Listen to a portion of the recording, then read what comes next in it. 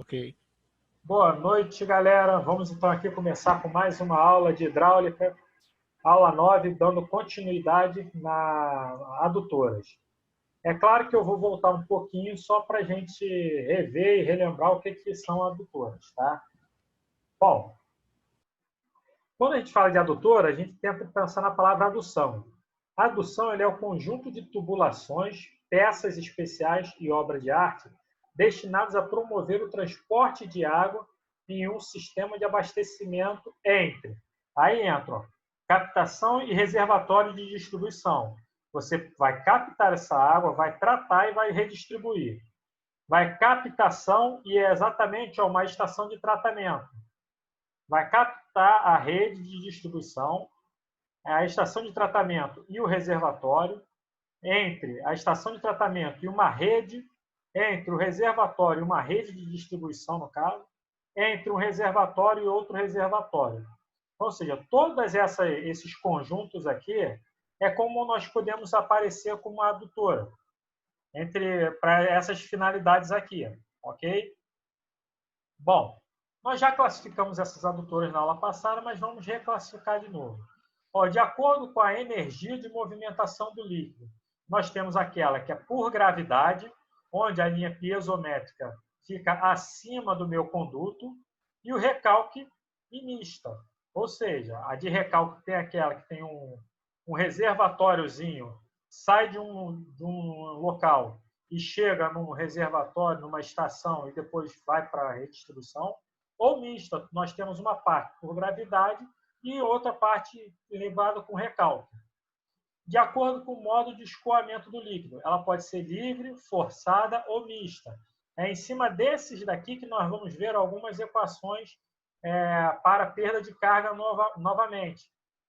Inclusive também a coeficiente de Chese, a fórmula de Chese e o coeficiente de Mene. De acordo com a natureza da água, bruta e tratada. Bruta é aquela que vem com algum resíduo. E aí você precisa tratar esse resíduo, fazer a separação do resíduo da água para depois tratar esse fluido. Ou quando a água já está tratada e aí é só redistribuir numa adutora. Nós vimos aqui, o nosso conduto forçado, ele é aquele assim, onde a linha piezométrica, que é a linha entre os níveis de entre os reservatórios, o nosso conduto, a nossa adutora, ela está abaixo dessa linha piezométrica. Se essa adutora estiver abaixo, nós chamamos de conduto forçado. O conduto livre é quando a nossa tubulação ela vem próxima, coincidente com a linha piezométrica. E aqui nós já vimos que é um trecho onde a pressão ela é negativa. Nós precisamos ajeitar esse trecho aqui para que a água consiga chegar no reservatório. E o conduto livre e forçado ao mesmo tempo. Nós temos aqui um aqueduto, ele vai distribuir na altura da linha piezométrica para um outro reservatório. Aí nós vamos ter aqui um sifão invertido, que leva a água para um outro reservatório, que vem de novo no outro trecho de conduto livre, para um outro reservatório, com outro sifão invertido, para um outro conduto. Ou seja, é quando você tem aqui quedas na linha direta, entre um aqueduto e um reservatório final. Quando você tem essas separações, nós podemos falar que estamos num conduto livre e forçado, que são os dois ao mesmo tempo. De recalque simples, é aquilo, nós temos uma estação, nós vamos bombear esse fluido até um reservatório intermediário, e desse reservatório intermediário, por gravidade, nós vamos redistribuir num outro reservatório. E o recalque duplo é aquele, passa de uma estação para outra, e dessa outra estação para um reservatório. Quando a gente passa de estação para reservatório intermediário, reservatório de distribuição, é o recalque simples. O duplo é quando a gente passa de uma estação para outra, para só depois dessa outra ir para um reservatório, ok? Mas tudo isso a gente já viu na aula passada. Bom, agora aqui, como é que nós podemos classificar essa adutora? Olha só, nós temos aqui, a água que está vindo do boqueirão, numa barragem, uma estação aqui chamada de Gravatar, que vai para a distribuição em Santa Rosa. E nós temos aqui, ó, as etapas que o fluido vai fazer através dessas adutoras. Ó, aqui na primeira ó, é a captação, ou seja, é o açude que vai captar aquela água, que tem até o nome, açude Epitácio Pessoa. Depois, por adução, por gravidade, ou seja, vai ter uma distribuição pela gravidade da água nesse segundo trecho, com tubos de 1.100 milímetros por 560 metros. Aí depois vai levar até essa primeira estação aqui, que é de elevatório de água bruta. Aqui, ó, nessa água bruta, ele vai começar a fazer um tratamento dela. Aí faz uma primeira filtragem, aí vai passar aqui para o quarto, que é uma adutora de água bruta, que vai sair ainda aqui ó, algum resíduo. E essa adutora, normalmente são tubos de aço de 880 milímetros por 21 quilômetros, até chegar nessa estação de tratamento aqui, ó, que é a estação de tratamento do Gravatá. Que aí ó, tem uma ampliação de 2.700 metros cúbicos por hora, ou seja, um fluxo muito grande para 5.400 metros cúbicos por hora. Ou seja, você vai tratar aqui de 2.000, vai redistribuir para sair 5.400. Depois vai vir para essa elevatória aqui na parte 6, que aqui é uma elevatória já de água tratada. E essa água, mais uma vez, são 4 conjuntos de 900 metros cúbicos por hora de vazão, por 900 horsepower de potência cada uma delas. Aí nessa parte aqui, ó, vai impulsionar nessa outra adutora, que vai tratar essa água no tubo de ferro dúctil, de 800 milímetros de diâmetro por 19 quilômetros. Vai chegar no primeiro reservatório, apoiado de 6.000 metros cúbicos, que passa logo em seguida para um outro reservatório de 8.000 metros cúbicos. E aí vai para a distribuição em Campina Grande, que é na parte 10 aqui. Essa aqui é o reservatório de Santa Rosa, que vai distribuir para Campina Grande.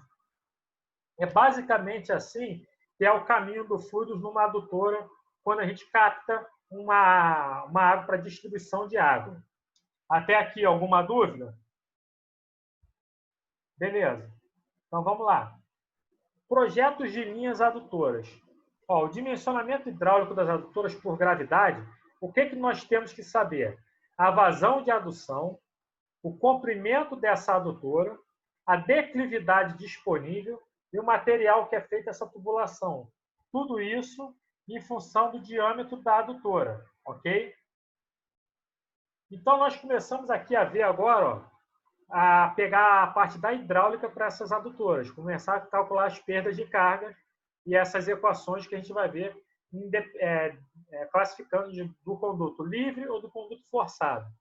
Bom, as perdas distribuídas para condutos livres, nós vamos começar utilizando essa equação de Chese. É a velocidade média do escoamento vai ser igual ao coeficiente C de Chese. Esse coeficiente aqui ele vai depender do material que ele vai ser feito, vezes a raiz quadrada do raio hidráulico, vezes a declividade da linha de energia. Ou seja, esse raio hidráulico aqui, ele é a razão entre a área e o perímetro molhado. Ou seja, tu vai pegar a área da tubulação, se for um conduto cilíndrico, tu vai pegar a área do cilindro, dividir pelo perímetro do cilindro. E aí tu tem o cálculo do raio hidráulico. Se for uma tubulação quadrada, tu vai pegar a área do quadrado dividido pelo perímetro do quadrado. Ok? Até aqui? Para calcular esse raio hidráulico. E com isso, nós podemos escrever também a equação de Maine dependente do coeficiente de Chese. Ó, o coeficiente de Chese ele é o raio hidráulico elevado a 1/6 sobre N. Esse N é o coeficiente de Maine. Ele depende do material. Cada material de que é feita a tubulação tem um coeficiente diferente. Nós podemos ver aqui nessa tabela aqui, ó, do lado. Ó. Se o material dos condutos for cerâmico, é 0,013. Se for de PVC, 0,010. Ferro fundido com revestimento, 0,012. Sem revestimento, 0,013. Cimento amianto, 0,0011. O aço soldado, poliéster e polietileno, o mesmo valor, 0,011. Esses materiais são tabelados esse valor do coeficiente de Mene, ok? Aí nós vimos aqui, ó, que vamos pegar esse valor e substituir esse daqui nessa fórmula daqui. E aí nós vamos chegar que a minha velocidade vai ser 1 sobre N, meu raio hidráulico elevado a 2/3, porque aqui vai ser 1/2, e aqui 1/6. Na hora que tirar o MC vai dar 2/3, vezes o I elevado a 1/2, que é como se fosse essa raiz daqui.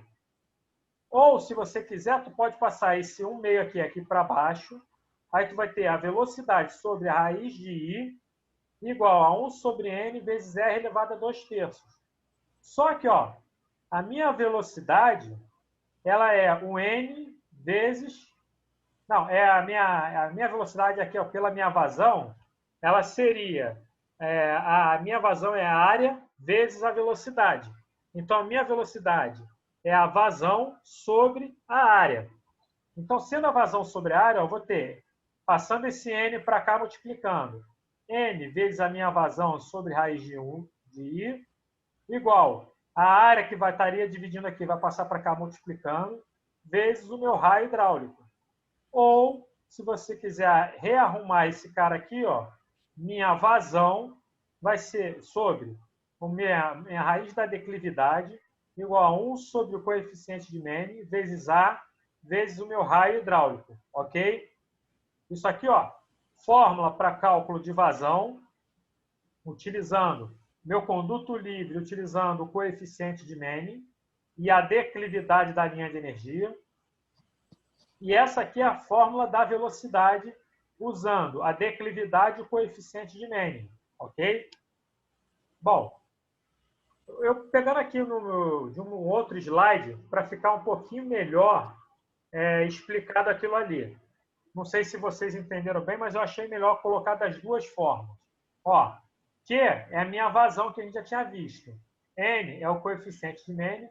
O S, que no caso da outra fórmula é a A, que é a seção molhada, que é a área molhada. R é o raio hidráulico. E o I é a declividade da linha. Se eu vou escrever essa equação aqui, ó, eu vou reescrever essa mesma equação aqui, só que no lugar do A eu vou colocar o S e o meu I vai vir para cá multiplicando. Aí eu vou ter que a minha vazão é 1 sobre o coeficiente de Mene, vezes a área, vezes o meu raio hidráulico elevado a 2/3, vezes a raiz de I. E relembrando aqui, ó, o meu raio hidráulico, ele é a seção molhada, ou seja, a área molhada, dividido pelo perímetro molhado.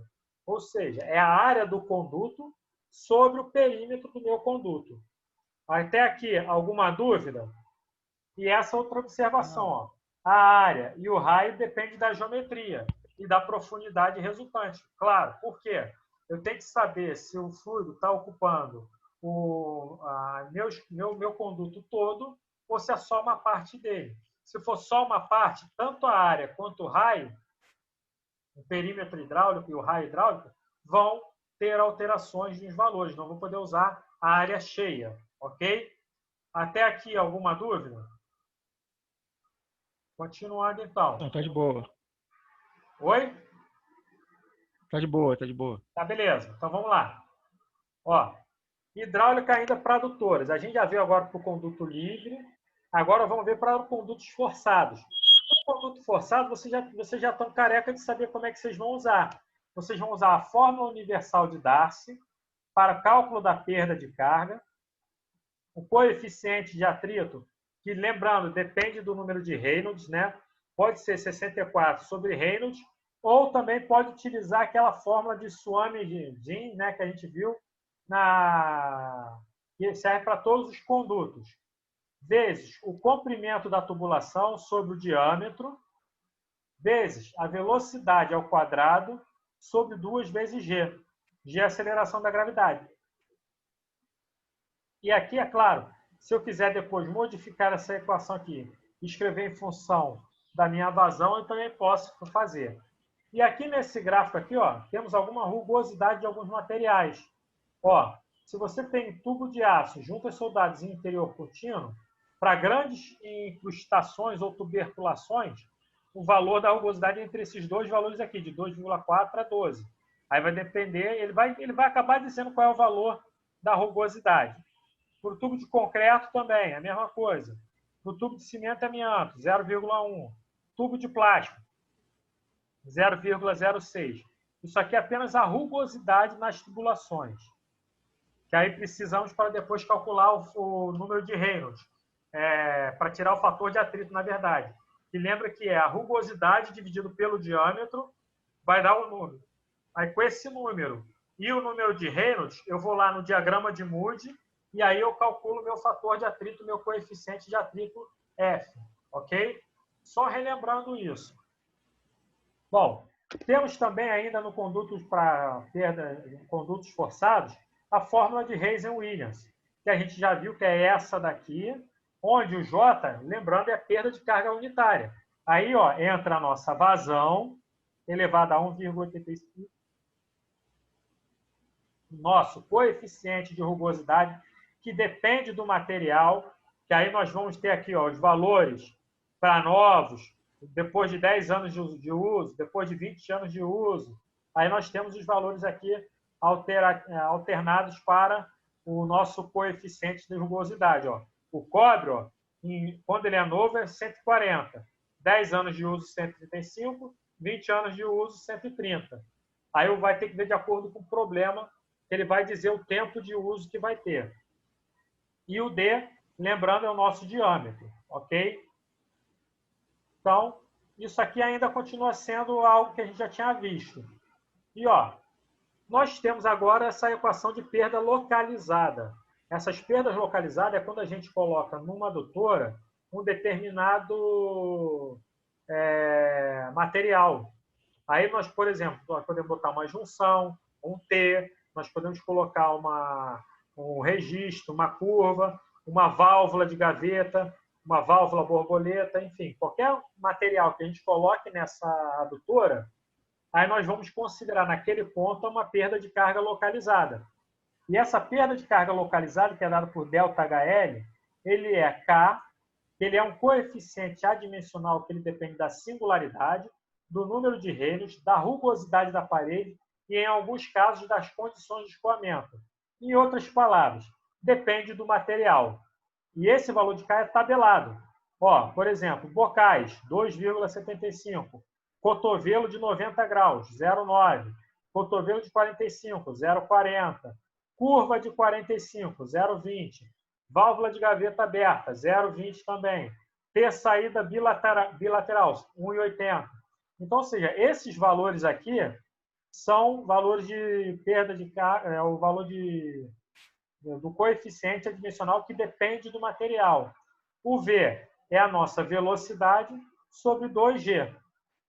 A velocidade média de escoamento do fluido, né, sobre 2 vezes a gravidade.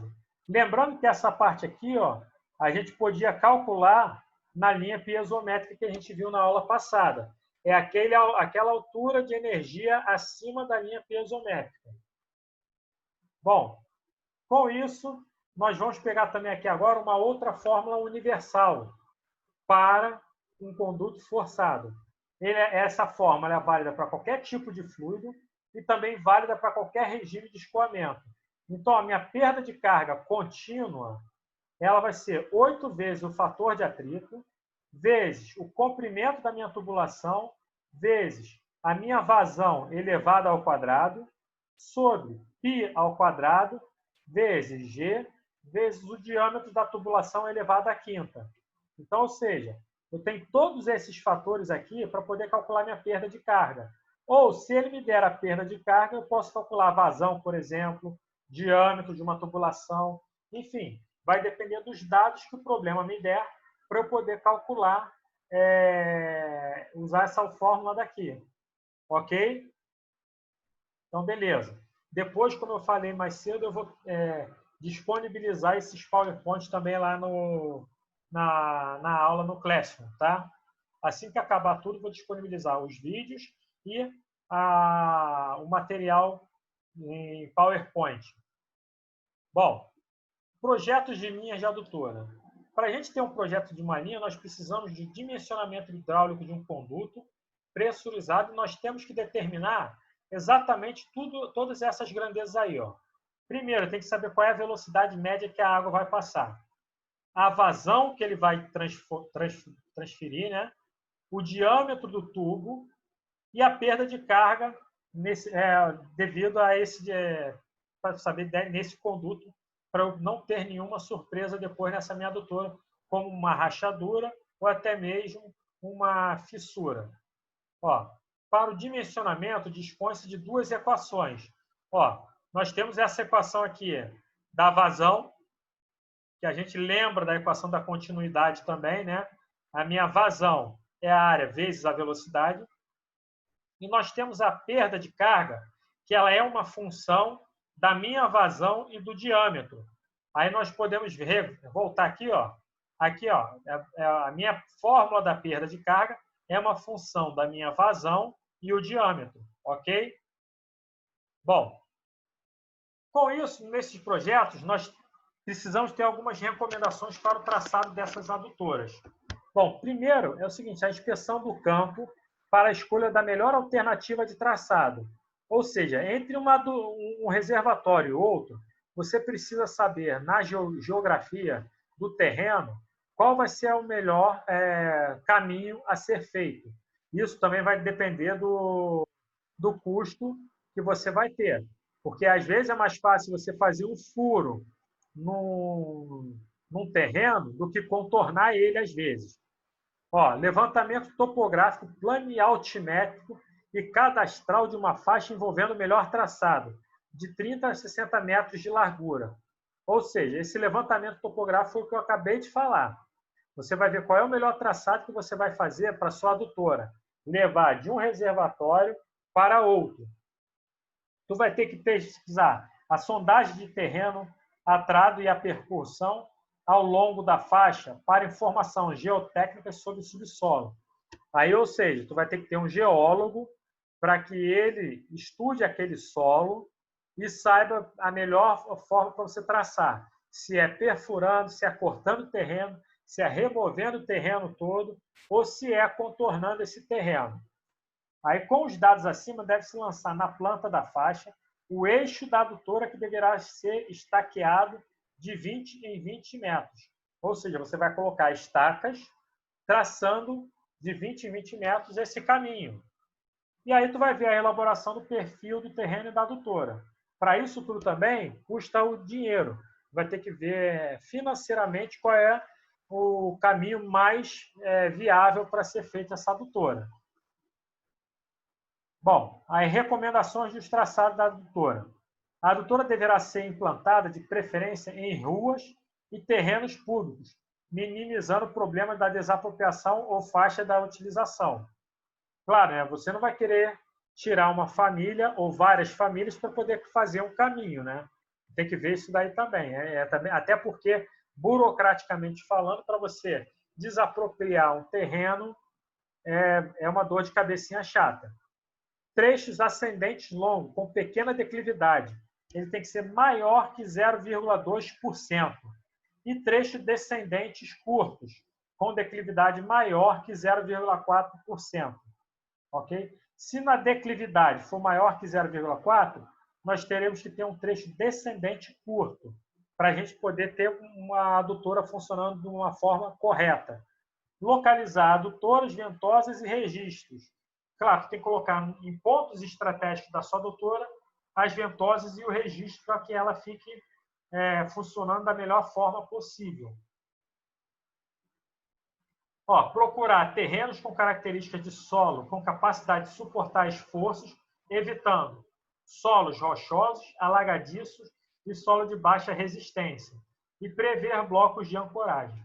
É claro, tu vai colocar uma adutora, mas você vai querer minimizar qualquer movimento dela.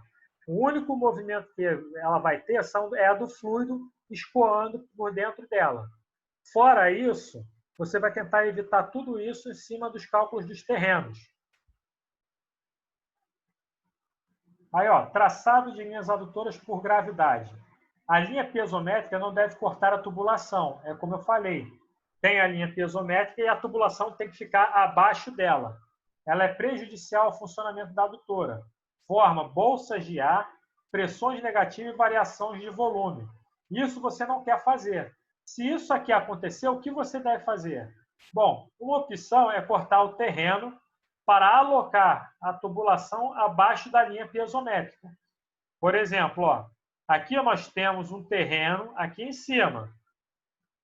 Aqui está a minha linha de transmissão, a minha linha piezométrica que vai desse reservatório até o outro, está passando ó, por esse terreno aqui. Ó. Então, o que uma primeira opção é fazer? Ó, é cortar essa parte toda aqui, fazer com que o terreno fique abaixo dessa linha piezométrica. Mas isso tem que ver financeiramente se vai ser viável fazer, ok? Outra, construção de uma caixa intermediária no ponto mais alto do terreno aberta à pressão atmosférica. Cada trecho vai ser dimensionado como já explicado. Ó, aqui está a minha linha piezométrica. Vou ter um corte do terreno.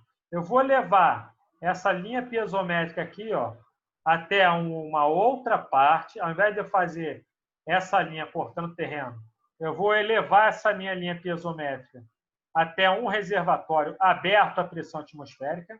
E desse outro reservatório eu traço uma outra linha piezométrica para levar o meu fluido até o meu outro reservatório que vai estar aqui. Ok? Então, vou ter aqui uma perda de carga para cá e uma perda de carga para lá. Aí, ó, quando eu tenho aqui a minha altura aqui, ó, ela tem que ser maior que 2,5 do diâmetro 2. O diâmetro 2 é o diâmetro hidráulico dessa tubulação que vai sair para escoar para aqui, para esse valor aqui. Então, ou seja, ela tem que ser 2,5 vezes maior que o diâmetro da tubulação que vai escoar nessa caixa intermediária. Uma terceira opção é dimensionar a linha com 2 diâmetros, D1 maior que D2. A piezométrica do primeiro trecho terá declividade menor que J1, para ultrapassar o ponto mais alto. Deve-se ter uma folga piezométrica de, no mínimo, 1,5 m acima do terreno. Aí tu vai escolher.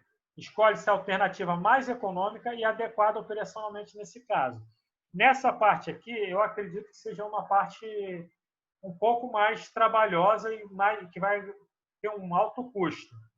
Porém, tudo isso deverá ser pesquisado na hora que vocês estiverem lá no terreno e tenham visto a adutora, como vai ser colocada essa parte da adutora. Bom, dimensionamento hidráulico, adutora por recálculo. Em geral, é conhecido a vazão, o comprimento dessa adutora, o desnível ao ser vencido, ou seja, a altura que você vai ter que ter de desnível, e o material dessa adutora. O dimensionamento hidráulico da adutora vai determinar o diâmetro B da adutora e a potência P da bomba que vai gerar a pressão necessária para vencer esse desnível indicado, a vazão desejada. Ó, nós temos aqui o nosso reservatório. Vamos botar aqui uma bomba para que leve a água até esse desnível aqui para cima.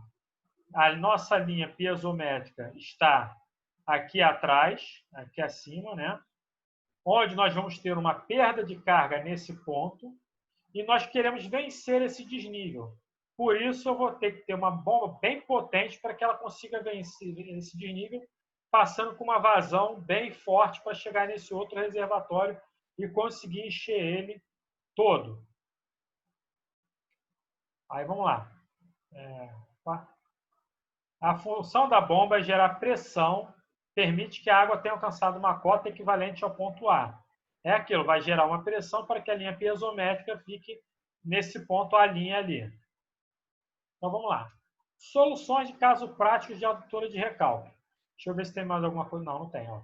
Primeiro é um pré-dimensionamento do diâmetro. Ou seja, você vai ter que colocar um diâmetro, vai calcular esse diâmetro para essa adutora de recálculo. Depois vai ter uma adução contínua de 24 horas. Você vai esperar 24 horas para ver se isso daí vai estar funcionando bem. Se estiver funcionando bem, tu não vai precisar fazer alteração nenhuma. E aí tu vai utilizar essa fórmula aqui de Brice, que é a fórmula para calcular o diâmetro da adutora de recalque. Ó, o diâmetro da adutora de recalque é igual a K, que é um fator da fórmula de Brice. Também vai depender do material que é feito essa adutora, vezes a raiz quadrada da minha vazão aduzida, ou seja, da vazão que vai estar passando por essa adução, por essa adutora. Ó, o K ele é uma constante que depende de custos de material, mão de obra, operação e manutenção do sistema. Vocês têm que ver qual vai ser o material que você vai utilizar e principalmente o manuseio dele. Como vai ser colocado, no caso, a mão de obra, se a operação, quanto tempo de operação vai ter e a manutenção desse sistema, que às vezes tu coloca um material que não vai ser ideal, não vai durar nem um ano. E aí já viu, tu vai ter que trocar toda hora essa adutora com esse diâmetro aí. Varia de local para local e no tempo, principalmente em regimes inflacionários, ou seja, quanto maior a inflação, mais caro